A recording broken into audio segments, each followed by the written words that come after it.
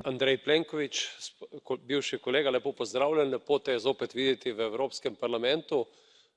Dovoli, da na začetku takoj čestitam Hrvaški ob prevzemu predsedovanja in izrazim želje po veliko uspeha v naslednjega pol leta.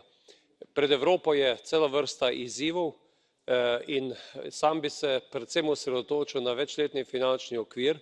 Želim, da kot nova članica, država, ki točno ve, kaj pomenijo kmetijska sredstva, kaj pomenijo kohezijska sredstva, da velik poudarek tudi temu, da bomo s politikami, s katerimi zagotavljamo enakomeren razvoj Evrope, s katerimi zaustavljamo notranje migracije v Evropski uniji, lahko nadaljevali tudi v naslednjih letih. Sam delam tudi na projektu pametne vasi, s katerim želimo ravno razviti in povezati digitalizacijo, okoljske izzive, gospodarske izzive in omogočiti to, da bodo ljudje imeli delo tam, kjer so se rodili.